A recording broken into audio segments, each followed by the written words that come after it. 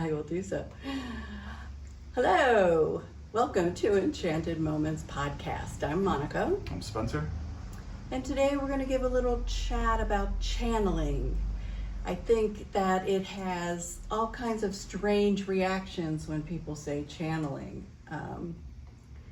I have to be honest, my first experience with channeling is when I went to the Pentecostal church in high school. That was a bazillion years ago. And they were speaking in tongues. And it totally freaked me out. I was afraid to open my mouth. It was like, oh my God. The weirdest thing was, they don't know what they're saying, and nobody else knows what they're saying. So it's kind of like, okay.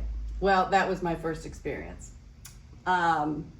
My second experience was with a wonderful woman who is a teacher of mine, and she channeled Saint Teresa. And it was a physical channeling where the voice changes, the person lets that spirit in their body to do the talking. You do not have to do that to channel anyway. But it totally freaks me out. And I'm a control freak. Mm-hmm. I mean, no. So quick question, sorry, before we even get into it further. When they're speaking in tongues, they are, even though it's a language we can't understand, they are saying something. They are saying something. And it may be, now what people channel that we don't know what they're saying is light language. Have you heard of? I think you've mentioned it on here. People channel, speak, they sing, they chant in light language. And it is a channeled language from another dimension. No one knows what it means. However, in its presence, it changes your frequency.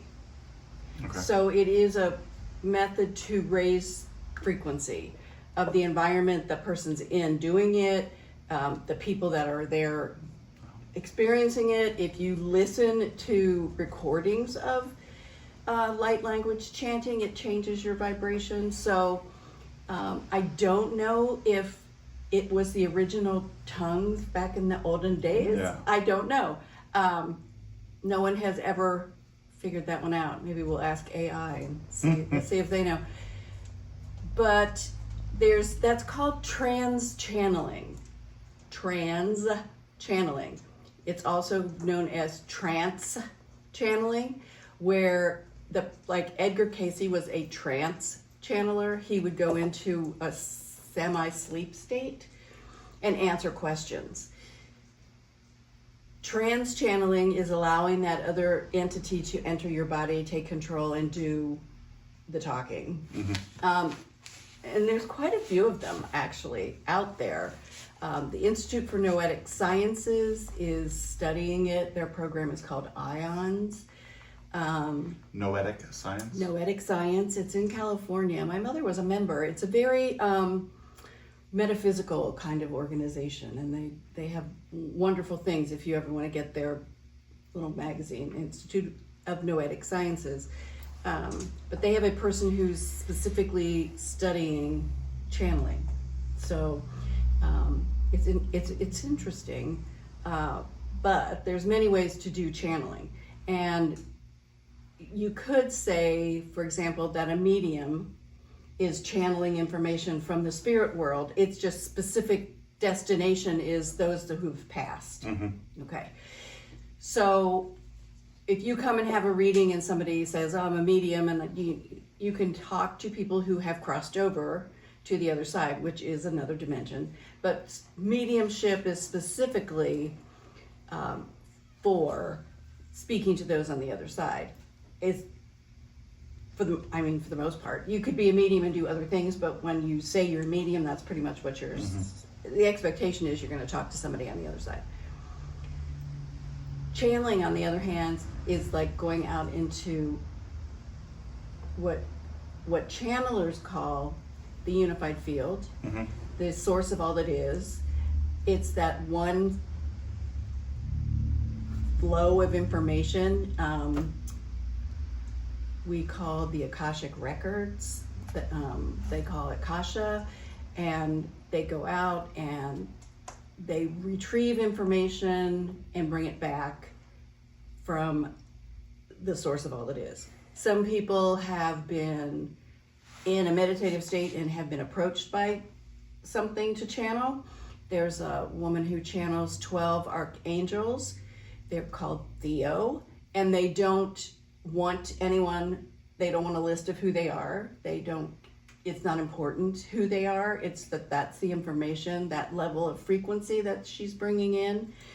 So, there's so many people who channel the Arcturians. You can there's lots and lots of people, and some basically just write what they get mentally, or they can say it, they can do whatever, but sorry, we haven't eaten yet. It is channeling.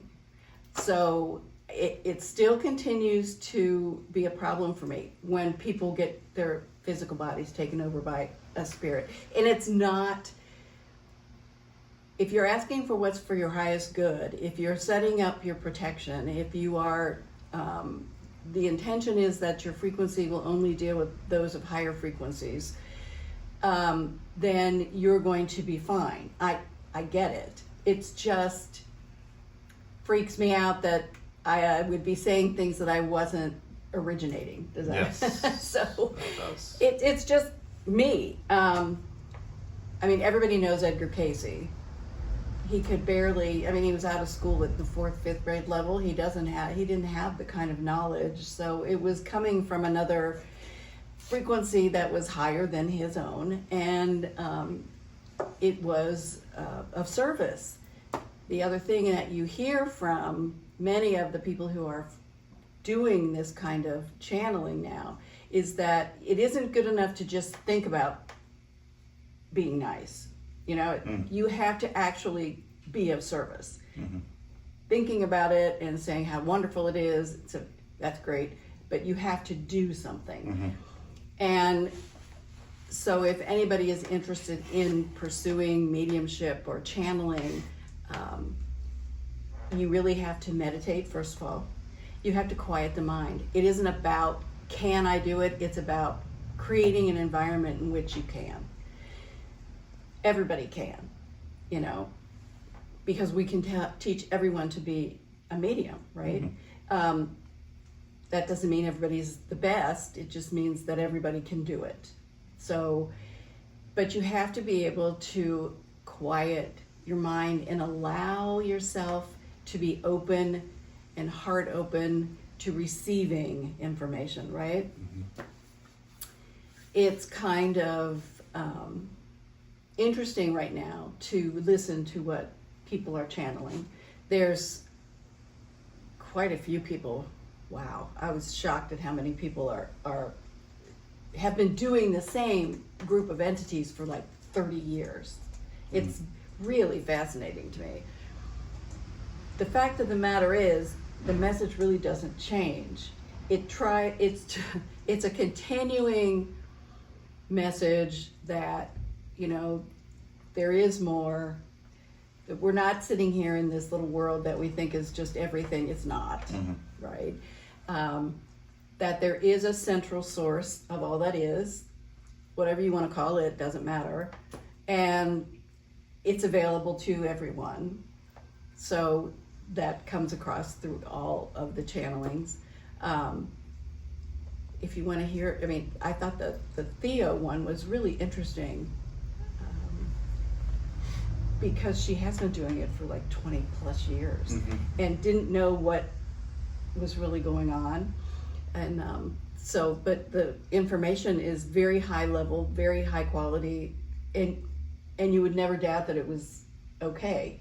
You have to be so careful with people who just channel, right? Because, no offense, but there are entities and lower level frequency and entities that,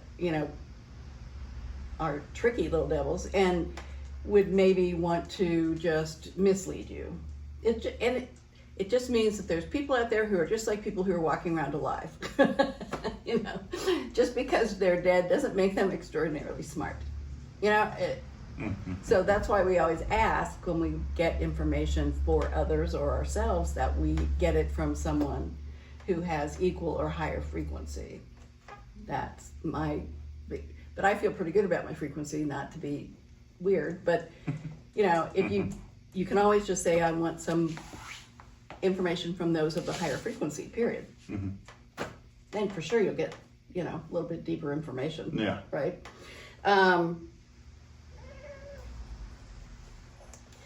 The first channelers were the shamans. Okay, so they continue to be in the shamanic practice. That is how they get their information. They go out into the other world and they bring it back. So, but they're basically channeling information from another place, another dimension, another location. You know, it doesn't matter what we call it, the upper world, the lower world, doesn't matter. But they've probably been doing it forever, and that's based on their tribal practices. And so we can't say it's something new. You know, it's been around forever. I think they just discovered a body of someone they believe is one of the first shamans they've ever found from 40,000 years ago, because it was buried with like a wing over it. It's very naturalistic, animistic. It's like, you know, and so they think that's probably was a shaman. So that's really cool. But 40,000 years ago, so Wild. it is wild. It just makes me crazy when they keep finding things that are older and older and older and older. And you just have to go, there was more before. It was just more before. We screwed up somehow and we had to start over. But anyway, wanted to make sure I get everything. Okay. The other way that people describe getting their information is from their soul or their oversoul, their higher soul, which is basically coming from your higher heart. So if the heart is the seat of the soul, and if you ever read Gary Zukav, The Seat of the Soul, your mom did. She really loved it. I think Stacy did too. But it is a remarkable book. It is out there, I'm sure, in every used bookstore. Go to used books and find it. But it's called The Seat of the Soul, Gary Zukav. It was on the bestseller list for 30 plus weeks. I mean, it is a remarkable book, and it was metaphysical and spiritual. So, which you never see do that, right? So he's saying, the shamans say, many people say, there's where your soul is. Your soul is in your heart. That's your heart center. And then your higher self, your oversoul, whatever you want to call it, is that connection to the divine, to the source of all that is, to the Akashic records, to whatever that flow of information is that never changes and keeps going. And nothing we ever do gets erased. I mean, once it's out there, it's out there. So if you want to know something about yourself, you can find out. Yeah. That's why it's really, sometimes finding information from past lives is really not all that tough to do. You can do it yourself in a meditation. Set the intent that I want to know what could be causing something that's going on in your current life, and just meditate on it and see where that takes you. You can do guided meditations to do that. There's just many ways to get to that information, but that's all you're doing, is you're going to your direct contact to get the information, as opposed to somebody saying, I'm going to do a reading for you and I'm going to look at your past lives and I'm going to tell you what I see. That's good too, but you don't need somebody else to do it for you. You can do that.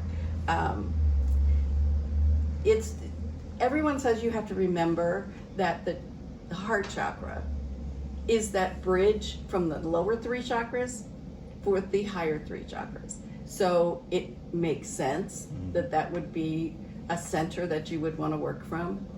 And I don't think you're ever going to channel anything wonderful if you're angry.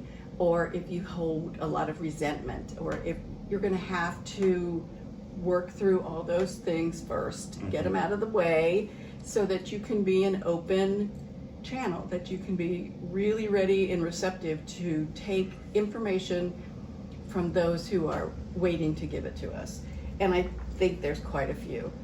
You can think of it as your Wi-Fi to something else. You know, it's like we assume, because we're so used to it now, you know, we plug in our phone and it works, and our computer, we flip it on and it works, and we don't have to dial up and all the horrible things we had to do originally.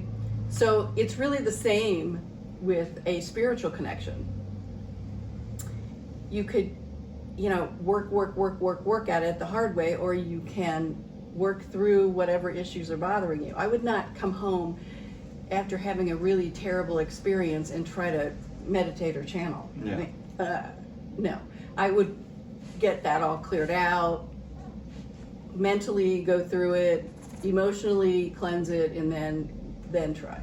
You know, I wouldn't want to. I think you just attract things that are like your frequency. So if you have a very negative, low-level frequency, you're going to attract that kind of frequency to you. It's that you attract what you are. Hi there, Tanky Bank. Oh yeah, that's right. Channeling has had so many different names. So we talked about shamans, and then there were the oracles. You know, and we forget about the oracles. But they existed in the past and they exist today. But the one we think of most is the Oracle of Delphi. And those ladies were getting all kinds of information, and they were being chemically assisted because they were breathing in fumes from basically volcanic activity in the earth. And it was altering their consciousness. It isn't any different than, you know, take a few mushrooms and, you know, do that.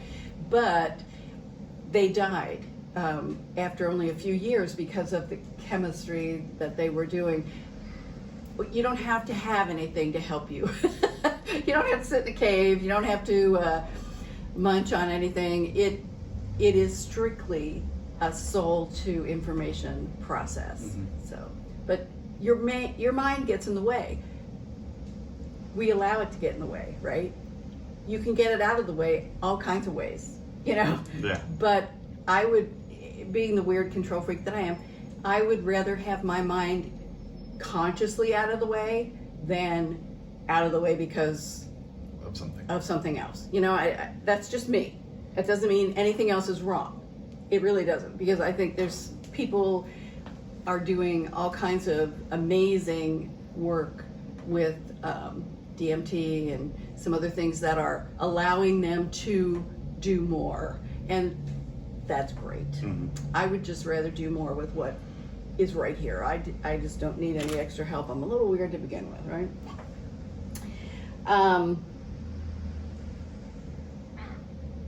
Hi, Tank. Okay, so if you're getting information, how you choose to get and share that information is what we want to call the expression of it. So if you start receiving information, and people have not understood that that's what's happening in many cases. I was reading a book by Tom Kenyon, amazing person with sound, and he had been contacted by Arcturians, and I don't think he understood what it was to begin with. You know, is it in my head? Am I making this up? Is it real? Is it not real? Can I do this at will or not at will? You know, are they initiating it? Am I initiating it? And there's a lot of questions there, right? Don't get so hung up on why it's happening, or who it's happening with, or how. Well, how it has to be that you're allowing that communication.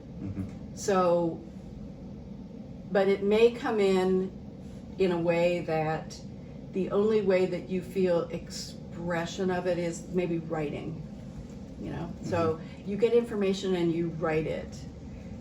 And as you write, it fills itself out, because sometimes we just get bits, but as we write that down, more comes. You can speak it, you could basically draw it. A lot of people express their channeling in art. And sometimes they're the only ones who understand it, but that's okay because it's pure expression. If you like it, you see somebody's art and you like it, that's great. You don't need to know the deeper meaning unless it comes to you in some way, but it's their expression of their experience. So that's a way for them to channel. Or you can do Sufis, do the twirling, and that's how they get into a trance state and get their information. So it's a very personal connection. But think about what you're getting. Write it down if it's coming to you in a way that you can, or just record it on your phone. Now that we can do that, you can just push record and record things. But there's so much information out there right now that would be helpful to so many people and comforting, and takes away some of the crazy fears that people are having. We're not alone on a bazillion levels. So we not only have our friends and family and animals and things in our third dimensional world, we also have all our ancestors in another dimension, our ancestors and our pets and whatever, they're in another dimension. They're there, and they may choose to communicate or not, depending on where they are in their development. That makes a big difference too. But then there's all kinds of other, amazing spiritual entities that I'm sure would love to share what they have to share with us. And you don't have to think of it as something odd. I think if you just go talk to a tree, I know that sounds weird, but everything has a frequency. Trees communicate through root systems that go on for hundreds and thousands of miles. In a forest, all their roots are connected. If something happens, it happens everywhere. So there's a lot of things happening around us that it would be nice to just tap into. But don't be afraid of channeling. Don't be weird like I am. But it's really interesting. I would delve into it more if you're interested in it. There's so much information. Please go through some kind of discernment process when you're getting people who are channeling. Find the ones that never have anything judgmental to say and are a higher level of vibration. So if somebody's channeling and you hear something really odd that just hits you the wrong way, I would go somewhere else. I would just say no, and find someone through an organization maybe that the Spiritualist Church has mediums. We have a medium here. We have people who can look at Akashic records. Everybody can do it. So just find a place where you feel safe and comfortable, whether it's an organization, a place, a person, and then work on your channeling. Because I think right now it's really important that we understand that so much is happening with ascension and other things. It would be very helpful to have more information. So don't freak out from channeling. That's my message of the day. But try practicing opening your heart center up to higher level vibrations and ask questions. It's really okay to ask questions. And what you get, keep track of in some way, and see what happens over time. But there's a lot of information coming into our dimension right now. That's challenging us and pushing us and encouraging us to think in other ways. So always do that. You can always do whatever makes you feel like you're in the right flow, but you can think about many things. It doesn't mean you have to choose all of them, but think about it, everything that makes a difference in your life, and then pick the one that feels like it's your flow. So, but thanks for joining us. Yeah. We'll see you next time with the cats, and have a great week.